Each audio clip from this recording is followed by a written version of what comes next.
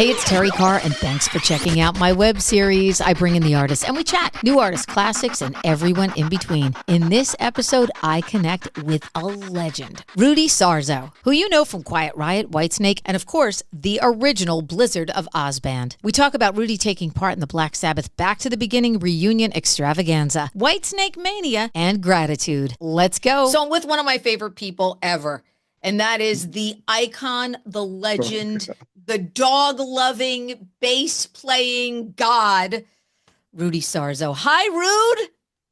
Hi, Terry. Oh my God. I'll take the dog loving and the bass playing. You don't look right to me. You know why you don't look right to me right now? Do you know why? Why? Because you usually come with a Yorkshire Terrier That's attached to you. right. Where is she? Well, she's sleeping with her mom right She's now. sleeping with your lovely wife Rebecca. Yeah, Okay. All right. yeah, I'll yeah. give you the free pass on baby Willow right now. They might not be asleep. They might be watching TV in bed, which is a next level. I love it. Well, let me tell you, it's such an exciting time always to be Rudy.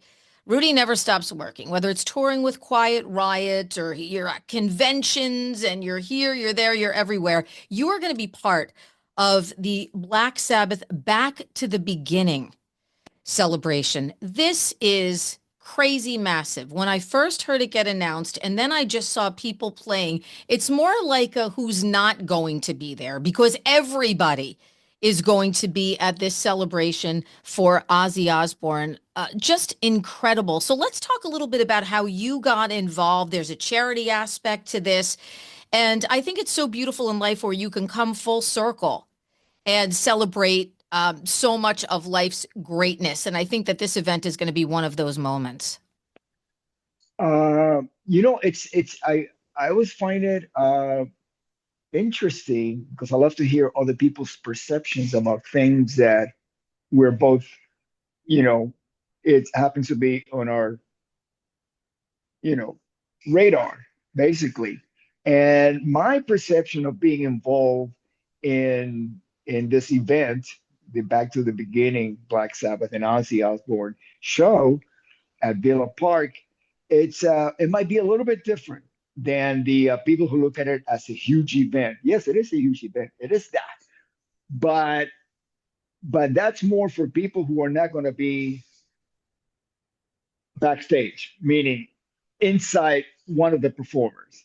And for me, it's not just being a performer. It's for me is it gives me an opportunity to show my gratitude to Randy for getting me in the band, for Ozzy and Sharon for keeping me in the band all those years, and how I'm grateful for the generosity and kindness, and grateful for being invited to be a part of this. I am, as far as the latest list of participants, I am the only one from representing the era of the Randy Rhoads version of Ozzy Osbourne. Wow.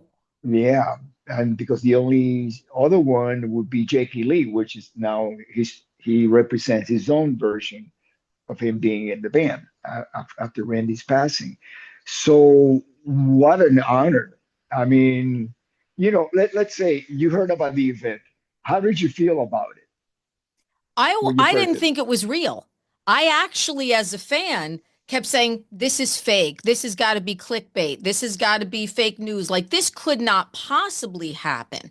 And then I kept seeing people get at it. And then I saw the quote from Tom Morello, who's the musical director, who said, this is going to be the best heavy metal show ever. And then I started to say, this is real. I posted it to my social media and I had listeners going, is this for real or is this just a rumor or a joke? Or it was so unbelievable that something like this could happen. And I loved, when Ozzy wanted to do it in Birmingham, Birmingham, because I can just picture the way that he said it, Birmingham is the heavy metal capital of the whole world, taking me back to where it was all born. So there was a moment of disbelief when I first heard about it. And then just being that kid who listened to Black Sabbath records in the woods with my friends, I was like I was a 12-year-old kid again. That's a beautiful perception. Now I want to share mine. my experience about hearing about it with you. I happened to be on the road with Quiet Riot playing some casino in the West, I think Idaho, I believe. And I had just finished having lunch with a guitar player, Alex. And I got a text from Tom Morello. This is around October, November. And I read it. I just dropped my my earbud. Okay. I'm like waiting with bated breath. So Okay. Morello gets to So you as long ago as November. yeah, Oh, it's been wow. in the it's been in the works quietly behind, for a year and a half. By the time that it got confirmed last month, was it in February? I forget. A few Yeah, weeks yeah, ago, February, early February or when something. Yeah. Sharon and Tony Iommi did the announcement. Okay, so yeah, I have been about a year and a half in the works. But going back to me getting that text, I'm reading it, and it's basically, "Hi, Rudy, it's Tom, and I'm Sharon Ozzy asked me uh, to see if you were available or wanted to participate in this event." And it was like, at that moment, it was like, I mean, for so many reasons, it was like time stood still. Yeah. Yeah. It's like, and brought me back like 40 years Yeah, you went ago. back to the Blizzard days. Yeah, yeah, yeah. So after I got out of that trance, I immediately, I said, yes, yes, of course. And then he answers, okay, great. I'll let Sharon and Ozzy know. Okay, so that was back in November, October. And I didn't tell anybody except I told Alex, because not only is he our guitar player, he also works with the the booking agency that books Quiet Riot. And I told him, he understood that this is had to be kept quiet. Don't tell anybody, but this is going on. And the reason why mainly I'm telling you, Alex, is because I need to block that date. So I told him far in advance in 2024 about this 2025 July 5th event that was, that I was told I asked to participate. And then I told my wife, and that's it. I didn't tell anybody else. Also, I just kept going on, with everything that I was doing. Then I run into Tom Morello at the Ronnie James Dio bowling event. And I said, is everything still on? He says, yeah, it's still on. And then I get a few days right, and then fast forward to when the announcement happened. About a week before the announcement, I get a call from the person who's organizing it through Live Nation in the UK, and to confirm me participating. And I, of course, said yes, yes, I'm there. So that's when it became confirmed, official that this was going to happen. And he told me, okay, don't say anything until this day at this time that Sharon and Tony Iommi are going to make the announcement on social media. And I said, yep, you got it. And that's how it happened. And I mean, I've had time to really digest it, internalize it.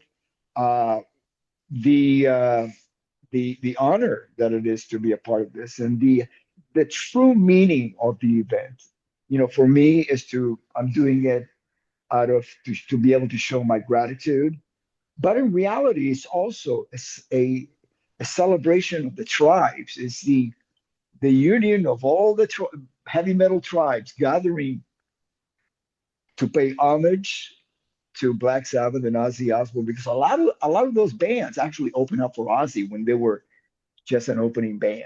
The Wow. ones that are going to participate, from Metallica Yeah. to Alice in Chains, maybe even Slayer, because they were part of Ozfest. All these bands that were part of Ozfest, and all of that, not just opening up for Ozzy as a solo artist, but also from, you know, Ozfest.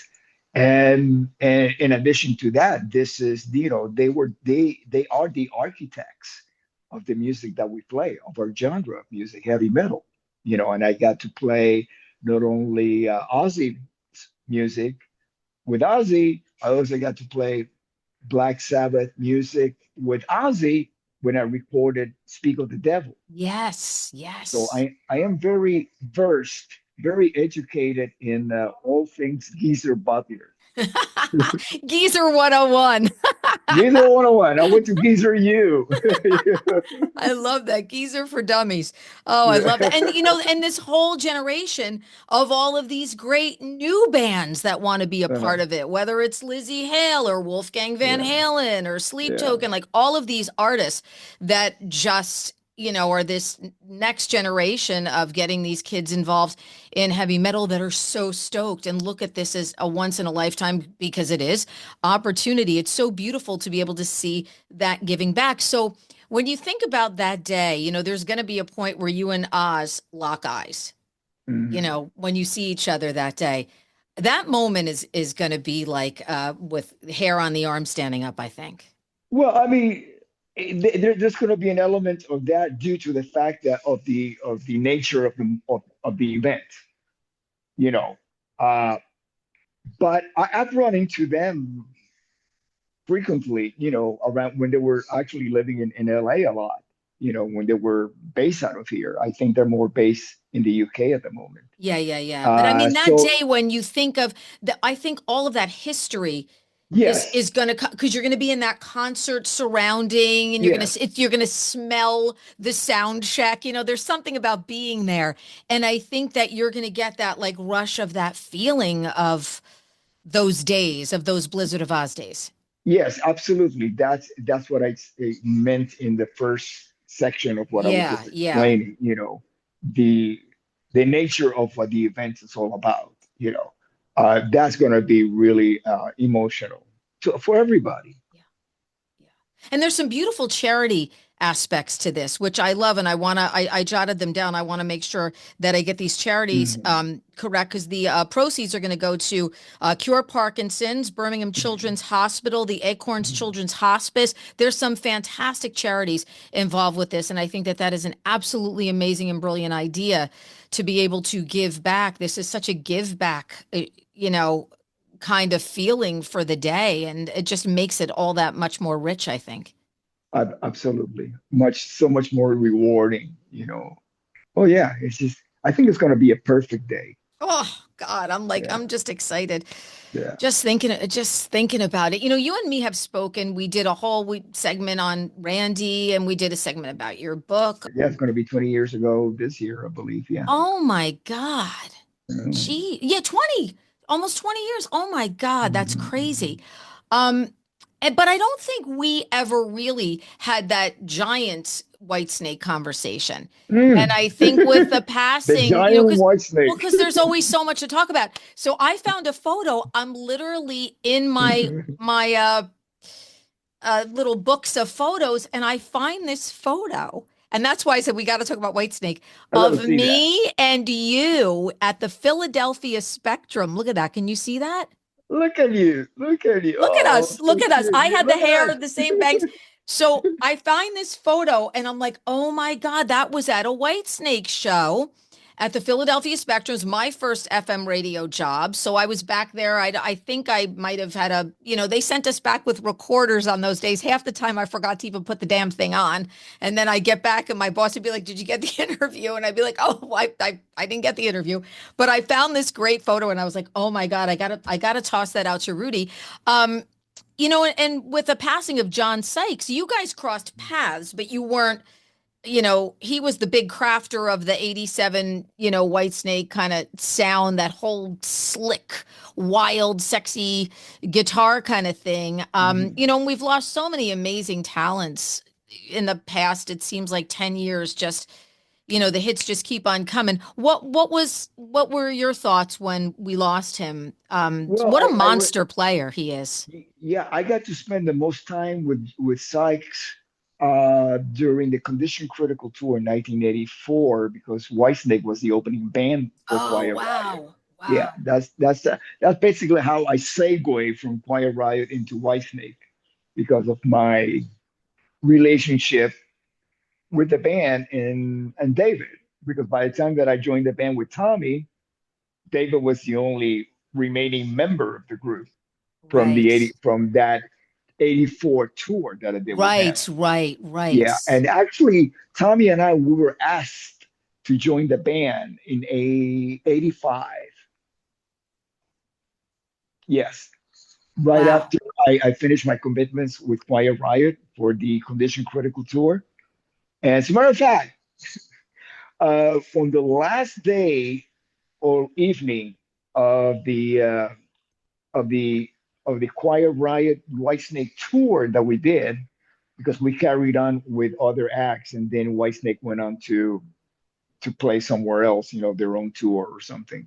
And so we threw them a little party. And as we were saying our goodbyes on the tour bus, David gives me a hug and whispers in my ear, "We're going to be playing soon, darling."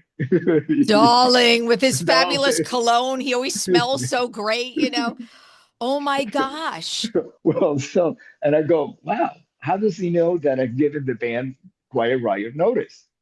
And yeah, just kind of like, okay, and nod my head, and he goes away. I carry on, and I finish the tour with Quiet Riot by 1985. And then Tommy Aldridge and I, we started working together.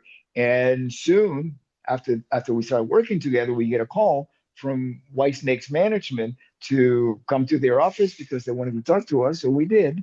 We didn't have a band at the time. It was just him and me putting something, looking for singer and guitar player. So we get the call, and we go to the meeting, and they offer us the rhythm section spot for what became the Wow. 1987 record. And but having been on tour with them, I knew that there was conflicts going on with certain members of the group. And especially David and Sykes when they were yeah, together. That was a yeah, very combustible yeah, uh formula. It was a phenomenal formula for that sound, yes, yes. but personality wise, maybe not so much. Yeah, and I think it's very well documented, as it's public information. Hmm. So having left a situation myself with Quiet Riot at the time, I said, you know what? I think I'm going to pass. I don't want to go into another conflicting environment. So a couple of years later, this is '85 now. By '87, the record's done, and David doesn't have the band. He put together a list, a wish list, and it was exactly Vivian Campbell, Adrian Vandenberg, Tommy Aldrich, and me.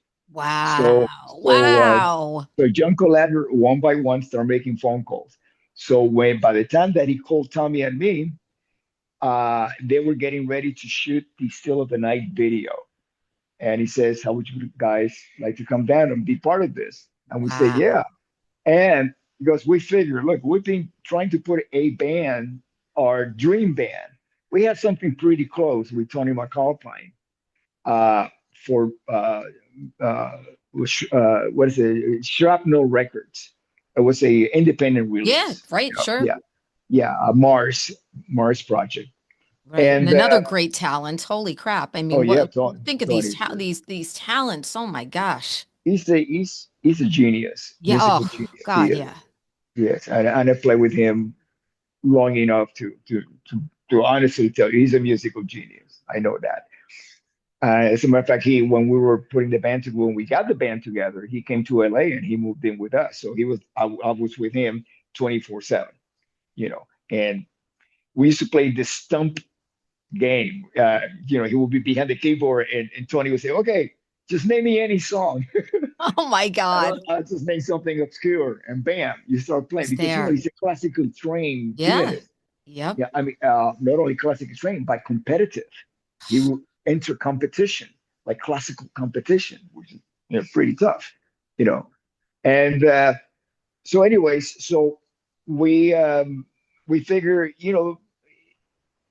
this what we're looking for already. It's in Whitesnake. You got David, you got all these great musicians and all that. So let's let's see what happens you know and right there on the spot, as soon as we enter in, we the chemistry, everything was, it just felt right. you And it know, looked right. I mean, that yeah, video for that song, if that you guys came in and did that video as like sort of the out of the barn thing. yeah, yeah. I Wow, mean, that there, whole video is you don't know where to look. At first, it's like unbelievable in that middle break of the song where everybody's just like flipping out and going crazy. Like it's just wild. yeah. We had image wise, we had uh, Blur, Blur, who became like the '80s biggest, Floor Thymire, yeah, yeah, the Thigh Meyer, costume yeah, person. Yeah, she yeah, was amazing, just yeah, amazing. She designed amazing. everybody's clothes and pants, and Yeah, so she was the person who did a lot of the styling of that video. yes. But since there was no time to do any custom clothing, she came in. She went to my house. She went through my Y- closet, Oh, and you she had said, those clothes? Those were yours? "Yeah." She said, "Bring this, this, and this, and this, and this, and this, and this." Now, for Here I Go Again, and It's His Love, she created those clothes, and she would do renderings like drawings of it, and she would say, "What do you think?" And of course I would be like, "Wow, this is amazing," Yeah, but yeah. I knew basically more or less what the image was going to be like before I even tried the clothes on. Wow. Oh Wow. yeah, Yeah, that video, there's just every time I see it, I'm like, yes. Like I just love it. MTV hmm or whatever, MTV2, I don't even know what they call it anymore, but they have the metal videos on Friday nights. And if I'm flipping around and it's on, I'm just like, oh, yes, because this video it's everything about what a great video in the 1980s was. And for me, that wasn't just about the flash. It was also about the playing and the intensity of the songs. And I think in that song, the flash, the playing, and the intensity all encapsulated so well. It made for a perfect, amazing music video. Coverdale's like on fire, bending backwards with the microphone. It's just yeah, wild. Awesome. yeah. I mean, for better or for worse, it was a time that might not be reproduced again. Reproduced meaning the return Never, of that ever. consciousness. Nope. Because, if you look at it, it's the roots of that music, especially Whitesnake, rooted in the blues. Oh, yeah. Now, blues music, I mean, you go back to the original blues, sexual innuendos, right? Which today, such sexual innuendos, you could get canceled Yeah. from those if you're, especially if you're a new artist, you know. So that certain sexual frequency in all Yeah. human beings, that whether it's through music or visuals, gets pushed, that frequency rings a bell and resonates with us one way or another, is basically diminishing from Yeah. music, you know. And so it's not rock and roll anymore because that's what rock and roll means. Absolutely. That That, sexy swagger that we love that yeah, sexy swagger. It doesn't yeah, matter who's doing it, the girls or the guys, or that's what it's about. You kind of rock and roll is something that, let's face it, you feel it everywhere. yeah. So when the term rock and roll was coined, it was specifically a meaning to the term rock and roll that Yeah. came from the blues and R&B that was given to this music because it awakened a certain emotion in Sure. humans.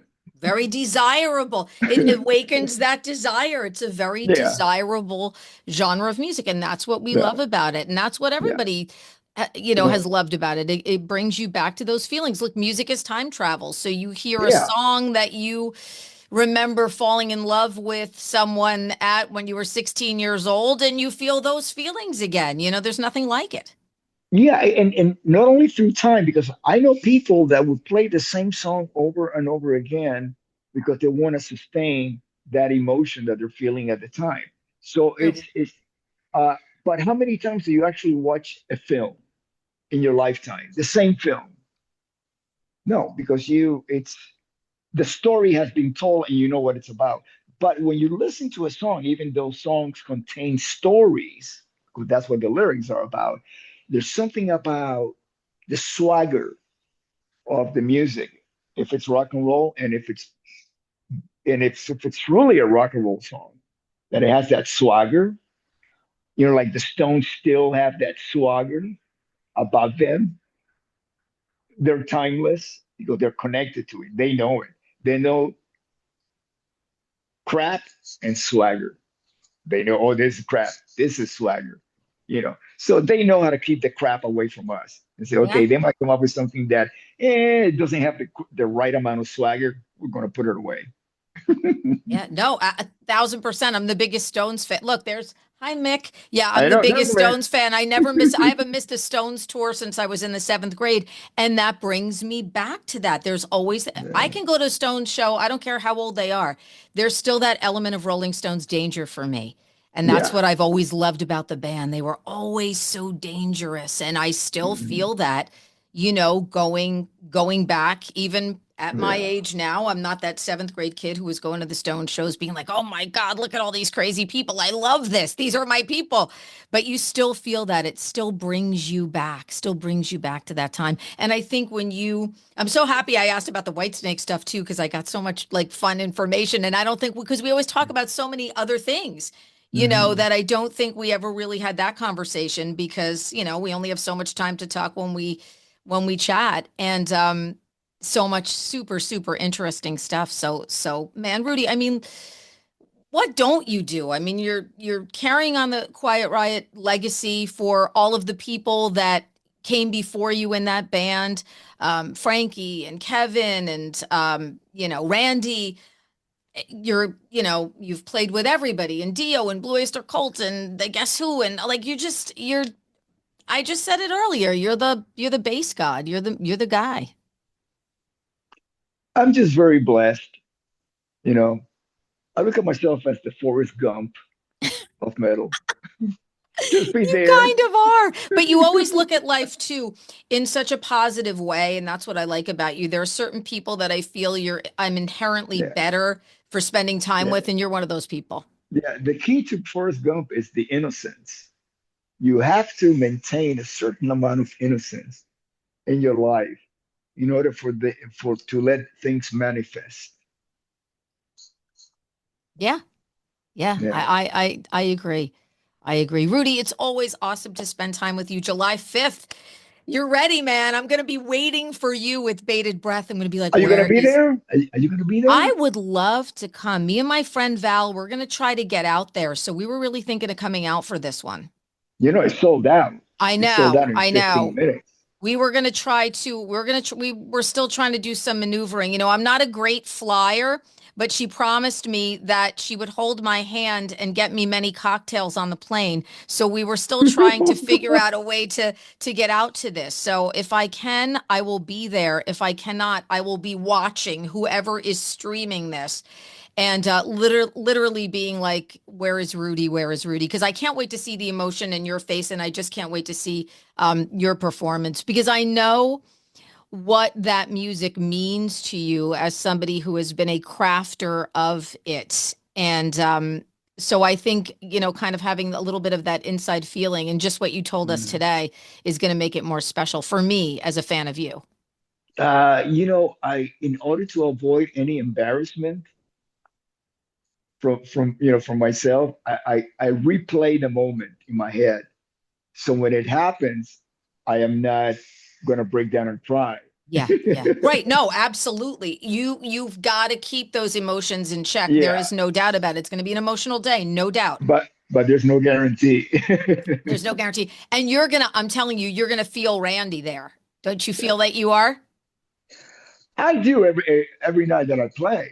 Yeah, I mean, especially now that I'm back with Quiet Riot because yeah, I always brought him on stage, but there's no place like home. And Quiet Riot is my home. I first joined in 1978 and what Randy did with Quiet Riot, he's laid out the template of musical integrity that carried over to the mental health era. That's why we got a number one record because it was done with integrity. And so I always go back to the 1978, 79 period of the band. Especially, I do a lot of once a year with Quiet Riot, we've been playing the whiskey. And then I do other events like Rock and Roll Fantasy Camp there or whatever. And it's so wonderful to be on that stage because that's where Randy stood, Kevin stood, I stood, and then later on Frankie during the Yeah. mental health era Yeah. stood, our brothers who are no longer with us. And I feel it. Yeah. Yeah. Rudy, I love you. I love spending time with you.